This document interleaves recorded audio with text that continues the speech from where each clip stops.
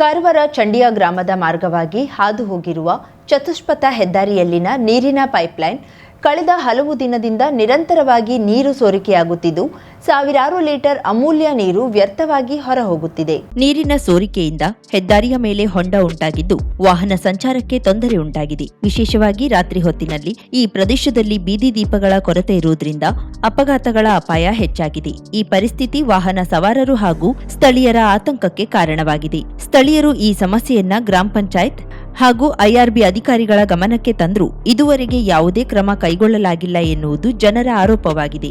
ಗ್ರಾಮ ಪಂಚಾಯತ್ ಕಚೇರಿ ಎದುರಲ್ಲೇ ಈ ಅವ್ಯವಸ್ಥೆ ಮುಂದುವರೆದಿರುವುದರಿಂದ ಆಡಳಿತದ ನಿರ್ಲಕ್ಷ್ಯಕ್ಕೆ ಸಾಕ್ಷಿಯಾಗಿದೆ ಎಂಬ ಮಾತುಗಳು ಕೇಳಿಬರ್ತಿವೆ. ಸಮಸ್ಯೆ ಪರಿಹರಿಸಲು ಐಆರ್ಬಿ ಅಧೀನ ಸಿಬ್ಬಂದಿಗಳು ಮುಂದಾದರೂ ಮೇಲಾಧಿಕಾರಿಗಳಿಂದ ಸಹಕಾರ ಸಿಗುತ್ತಿಲ್ಲ ಎಂಬ ಆರೋಪವೂ ಕೇಳಿಬರ್ತಿದೆ. ಈ ಬೇಸಿಗೆ ಅವಧಿಯಲ್ಲಿ ನೀರಿನ ಕೊರತೆ ಗಂಭೀರವಾಗಿರುವ ಸಂದರ್ಭದಲ್ಲೇ ಹಗಲು ರಾತ್ರಿ ನೀರು ಪೋಲಾಗುತ್ತಿರುವುದು ಸಾರ್ವಜನಿಕರ ಆಕ್ರೋಶಕ್ಕೆ ಕಾರಣವಾಗಿದೆ. ತಕ್ಷಣ ಸಂಬಂಧಿತ ಅಧಿಕಾರಿಗಳು ಕ್ರಮ ಕೈಗೊಂಡು ಸಮಸ್ಯೆಗೆ ಶಾಶ್ವತ ಪರಿಹಾರ ಕಂಡುಕೊಳ್ಳಬೇಕೆಂದು ಸ್ಥಳೀಯರು ಒತ್ತಾಯಿಸಿದ್ದಾರೆ. ಹೆದ್ದಾರಿಯಲ್ಲಿ ನೀರು ಸೋರಿಕೆಯಾಗಿ ಹೊಂಡ ಉಂಟಾಗಿರುವುದರಿಂದ ವಾಹನ ಸವಾರರಿಗೆ ಪ್ರಾಣಾಪಾಯದ ಪರಿಸ್ಥಿತಿ ನಿರ್ಮಾಣವಾಗಿದೆ. ವಿಶೇಷವಾಗಿ ರಾತ್ರಿ ಹೊತ್ತಿನಲ್ಲಿ ಬೀದಿ ದೀಪಗಳಿಲ್ಲದೆ ಅಪಘಾತದ ಭೀತಿ ಇನ್ನಷ್ಟು ಹೆಚ್ಚಾಗಿದೆ.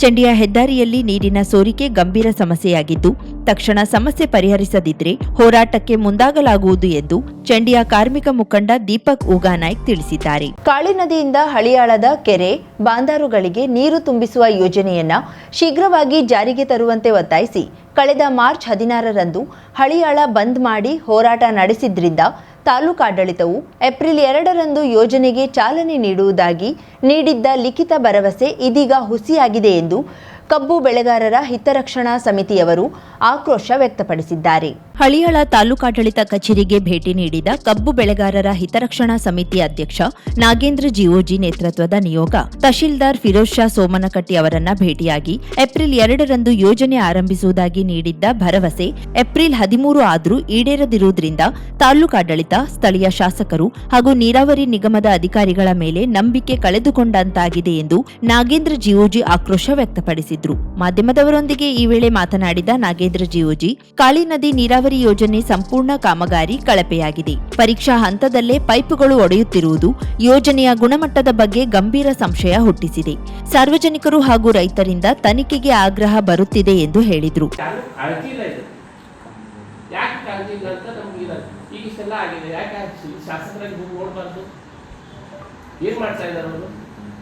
ಆಮೇಲೆ ನೀವು ತಾಲೂಕಾಡಳಿತವಾಗಿ ಅದನ್ನೆಲ್ಲ ಸರಿ ಇದು ಮಾಡಿಸೋದು ಜವಾಬ್ದಾರಿ ಅದು ಪ್ರೆಸರ್ ಹಾಕ್ಬೇಕಲ್ಲ. ಅಲ್ಲಿ ಈಗ ನಾವು ಕೇಳ್ತಾನೆ ಹೋಗೋದು, ನೀವು ಬರೀ ಸುಮ್ಮನೆ ಏನೇನೋ ಸಭೆ ಹೇಳ್ತಾ ಹೋದ್ರೆ ನಿಮಗೆ ಏನದು ಯಾವಾಗ ಬಂದು ನೀರು ಮುಟ್ಟೋದು?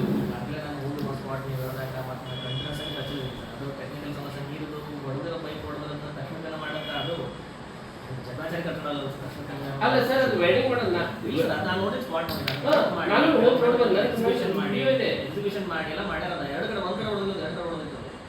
ಅದೇ ಸರ್, 2 ಕಡೆನೂ ಹೊಡೆದಿದ್ದೆ. 2 ಕಡೆನೂ ಒಂದೊಂದು ಟೀಮ್ ಹಚ್ಬೋದು. ಅವ್ರು ಏನು ಇದೆಲ್ಲ ಅದು ಒಂದು ಅದೇನು ಹಿಂಗೆ ವೆಲ್ಡಿಂಗ್ ಮಾಡೋದು ಇದು ಮಾಡಿ ಸರ್ವಿಂಗ್ ಮಾಡೋದು ಕೆಲಸ ಅಲ್ಲ. ವೆಲ್ಡಿಂಗ್ ಮಾಡ್ತಾರೆ, ಪೈಪ್ ತೋರಿಸೋದು, ವೆಲ್ಡಿಂಗ್ ಮಾಡೋದು.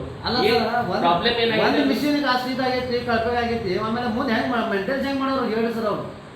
ಈ ಸಂದರ್ಭದಲ್ಲಿ ತಹಶೀಲ್ದಾರ್ ಫಿರೋಜ್ ಶಾ ಸೋಮನಕಟ್ಟಿ ಮಾತನಾಡಿ, ಮೇಲಿಂದ ಮೇಲೆ ಸ್ಥಳಕ್ಕೆ ಭೇಟಿ ನೀಡಿ ಕಾಮಗಾರಿ ಶೀಘ್ರವಾಗಿ ಮುಗಿಸುವಂತೆ ತಾಕೀತು ಮಾಡಲಾಗುತ್ತಿದೆ. ಆದರೆ ಸಂಬಂಧಿಸಿದ ಕೆಎನ್ಎಲ್ಎಲ್ ಅಧಿಕಾರಿಗಳ ಜವಾಬ್ದಾರಿಯಲ್ಲಿರುವ ಕಾರಣ ಅವರು ರೈತರಿಗೆ ಸ್ಪಷ್ಟನೆ ನೀಡಬೇಕಾಗಿದೆ ಎಂದು ರೈತ ಮುಖಂಡರಿಗೆ ತಿಳಿಸಿದರು.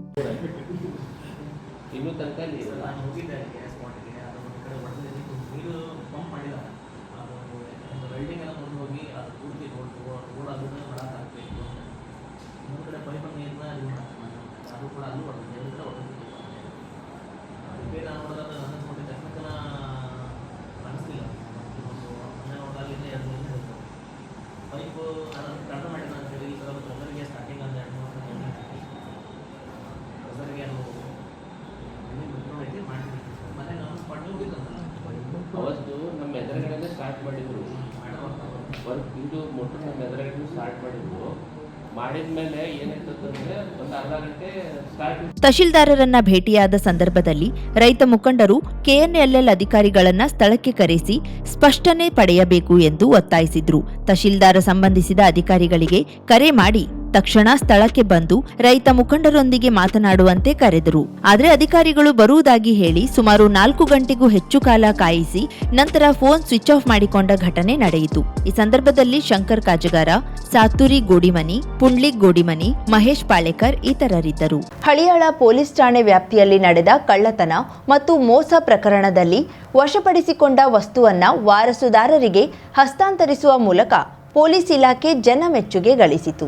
ಸುಮಾರು 15 ಲಕ್ಷ ರೂಪಾಯಿ ಮೌಲ್ಯದ ಮೊಬೈಲ್ ಫೋನ್ಗಳು ಹಾಗೂ 7 ಗ್ರಾಂ ಬಂಗಾರ ಸೇರಿದಂತೆ ವಿವಿಧ ವಸ್ತುಗಳನ್ನ ಪೊಲೀಸರು ಪತ್ತೆ ಹಚ್ಚಿ ವಶಪಡಿಸಿಕೊಂಡಿದ್ರು.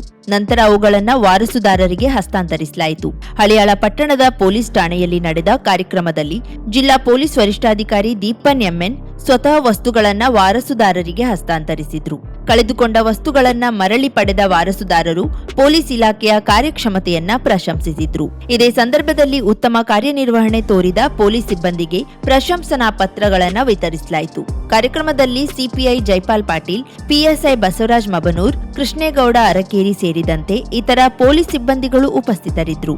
ಜೊಯ್ಡಾ ತಾಲೂಕಿನ ಪ್ರಧಾನಿ ಗ್ರಾಮ ಪಂಚಾಯತ್ ವ್ಯಾಪ್ತಿಯಲ್ಲಿ ಹೈಕೋರ್ಟ್ ನಿಯಮಗಳನ್ನು ಉಲ್ಲಂಘಿಸಿ ಅನೇಕ ಹೋಮ್ ಸ್ಟೇಗಳು ಅಕ್ರಮವಾಗಿ ಕಾರ್ಯನಿರ್ವಹಿಸುತ್ತಿರುವ ಬಗ್ಗೆ ಸಾಮಾಜಿಕ ಕಾರ್ಯಕರ್ತ ಕೃಷ್ಣ ಟಿ ಭಟ್ ಗಂಭೀರ ಆರೋಪ ಮಾಡಿದ್ದಾರೆ. ಕಾರವಾರ ನಗರದ ಜಿಲ್ಲಾ ಪತ್ರಿಕಾ ಭವನದಲ್ಲಿ ನಡೆದ ಸುದ್ದಿಗೋಷ್ಠಿಯಲ್ಲಿ ಮಾತನಾಡಿದ ಅವರು, ದಾಖಲೆಗಳ ಪ್ರಕಾರ ಪಂಚಾಯತ್ ವ್ಯಾಪ್ತಿಯಲ್ಲಿ 35ಕ್ಕೂ ಹೆಚ್ಚು ಹೋಮ್ ಸ್ಟೇಗಳಿದ್ರೂ ವಾಸ್ತವದಲ್ಲಿ 45ಕ್ಕೂ ಹೆಚ್ಚು ಹೋಮ್ ಸ್ಟೇಗಳು ನಿಯಮ ಮೀರಿ ಕಾರ್ಯನಿರ್ವಹಿಸುತ್ತಿವೆ ಎಂದರು. ಹೈಕೋರ್ಟ್ನ ಕಟ್ಟುನಿಟ್ಟಿನ ಆದೇಶಗಳಿದ್ರೂ ತಡರಾತ್ರಿ ತನಕ ಡಿಜೆ ಸದ್ದಿನ ಅಬ್ಬರ, ಅಕ್ರಮ ಮದ್ಯಪಾನ ಮತ್ತು ಈಜುಕೊಳದಲ್ಲಿ ಗದ್ದಲ ಸಾಮಾನ್ಯವಾಗಿದೆ. ಪರಿಸರ ನಿಯಮಗಳನ್ನ ಸಂಪೂರ್ಣವಾಗಿ ಉಲ್ಲಂಘಿಸಿ ಹೊರ ರಾಜ್ಯ ಮತ್ತು ಹೊರ ಪ್ರದೇಶದವರು ಭೂಮಿಯನ್ನ ಲೀಸ್ ಪಡೆದು ಈ ವ್ಯವಹಾರ ನಡೆಸುತ್ತಿದ್ದು, ಇದಕ್ಕೆ ಪಂಚಾಯತ್ನ ಕೆಲ ಸದಸ್ಯರೇ ಬೆಂಬಲ ನೀಡುತ್ತಿದ್ದಾರೆ. ಗವೇಗಾಳಿ ಗ್ರಾಮದ ಬಾಮಣಗಿ ಸರ್ಕಾರಿ ಪ್ರಾಥಮಿಕ ಶಾಲೆಯ 100 ಮೀಟರ್ ವ್ಯಾಪ್ತಿಯಲ್ಲೇ 3 ಹೋಮ್ ಸ್ಟೇಗಳು ಸ್ಥಾಪನೆಯಾಗಿವೆ. ಪ್ರವಾಸಿಗರ ಅತಿ ವೇಗದ ವಾಹನ ಸಂಚಾರ, ಜನರೇಟರ್ ಸದ್ದು ಹಾಗೂ ಪಟಾಕಿಗಳ ಶಬ್ದದಿಂದ ಮಕ್ಕಳ ಶಿಕ್ಷಣಕ್ಕೆ ತೊಂದರೆಯಾಗುತ್ತಿದೆ. ಈ ಬಗ್ಗೆ ಜನವರಿಯಲ್ಲಿ ಜಿಲ್ಲಾಧಿಕಾರಿಗೆ ಮನವಿ ಸಲ್ಲಿಸಿದ್ರೂ ಯಾವುದೇ ಕ್ರಮ ಕೈಗೊಳ್ಳಲಾಗಿಲ್ಲ. ಬದಲಾಗಿ ಧ್ವನಿ ಎತ್ತಿದ ನಾಗರಿಕರ ಮೇಲೆಯೇ ಹಳೆಯ ಪ್ರಕರಣವನ್ನ ಹೊರತೆಗೆದು ಪೊಲೀಸ್ ದೂರು ದಾಖಲಿಸುವ ಮೂಲಕ ಬೆದರಿಕೆ ತಂತ್ರ ಅನುಸರಿಸಲಾಗುತ್ತಿದೆ ಎಂದು ಆರೋಪಿಸಿದ್ರು. ಹೈಕೋರ್ಟ್ ವಕೀಲ ದತ್ತಾತ್ರೇಯ ನಾಯ್ಕ್ ಮಾತನಾಡಿ, ಗೋಕರ್ಣ, ಮುರುಡೇಶ್ವರ ಹಾಗೂ ದಾಂಡೇಲಿ ಭಾಗದಲ್ಲಿಯೂ ನ್ಯಾಯಾಲಯದ ಆದೇಶಗಳು ಸಮರ್ಪಕವಾಗಿ ಜಾರಿಯಾಗ್ತಿಲ್ಲ. ಜನಪ್ರತಿನಿಧಿಗಳ ಒತ್ತಡಕ್ಕೆ ಮಣಿದು ಅಧಿಕಾರಿಗಳು ತಪ್ಪು ನಿರ್ಧಾರವನ್ನ ತೆಗೆದುಕೊಳ್ಳುತ್ತಿದ್ದು, ಮುಂದಿನ ದಿನದಲ್ಲಿ ನ್ಯಾಯಾಂಗ ನಿಂದನೆ ಪ್ರಕರಣದಲ್ಲಿ ಕಠಿಣ ಶಿಕ್ಷೆಗೆ ಒಳಗಾಗುವ ಸಾಧ್ಯತೆ ಇದೆ ಎಂದು ಎಚ್ಚರಿಸಿದ್ರು.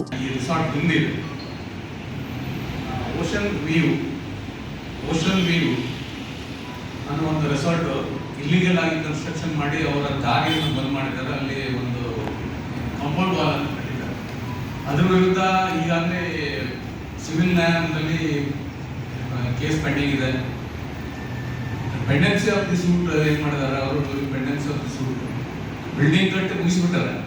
ಆ ಬಿಲ್ಡಿಂಗ್ಗೆ ಯಾವುದೇ CR30 ಕ್ಲಿಯರೆನ್ಸ್ ಇಲ್ಲ, ಆ ಲ್ಯಾಂಡ್ ಎಣ್ಣೆ ಸಹಿತ ಆಗಲಿಲ್ಲ, ಮತ್ತು ಪಂಚಾಯತ್ ಏನು ಬಿಲ್ಡಿಂಗ್ ಪರ್ಮಿಷನ್ ಇಲ್ಲ, ಅದು ಮತ್ತು ಎಸ್ಕಾಮ್ ಕರೆಂಟ್ಗೆ ಪರ್ಮಿಷನ್ ಇಲ್ಲ. ಎಲ್ಲ ಮಾಡಿ ಬಿಲ್ಡಿಂಗ್ ಮಾಡಿ ಮುಗಿಸಿ ಈಗ ರೆಸಾರ್ಟ್ ಪ್ರಾರಂಭ ಆಗಿದೆ, ನಡೀತಾ ಇದೆ. ಅದರಿಂದ ನಾವು civil dependency of the suit construction ಮಾಡಿದ್ರೆ ನಡೀತಾ ಇದೆ.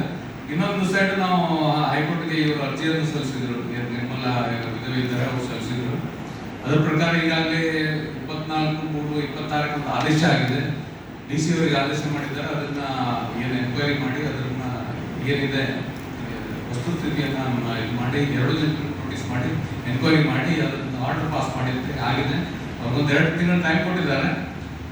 ಈಗ ವಸ್ತುಸ್ಥಿತಿ ಏನಂದ್ರೆ, ಈ ರೆಸಾರ್ಟ್ ಏನು ಕಟ್ಟಿದ್ದಾರೆ, ಆ ರೆಸಾರ್ಟ್ ಸರ್ವೆ ನಂಬರ್. ಈ ಸಂದರ್ಭದಲ್ಲಿ ಶಿವರಾಮ್ ದೇಸಾಯಿ, ಪರಶುರಾಮ್ ಮೋರಸ್ಕರ್, ಸಂದೀಪ್ ನಾಯ್ಕ್, ಮುರುಡೇಶ್ವರ ಸೇರಿದಂತೆ ಬಾಮಣಗಿ ಹಾಗೂ ಗವೇಗಾಳಿ ಗ್ರಾಮದ ಪ್ರಮುಖರು ಉಪಸ್ಥಿತರಿದ್ದರು.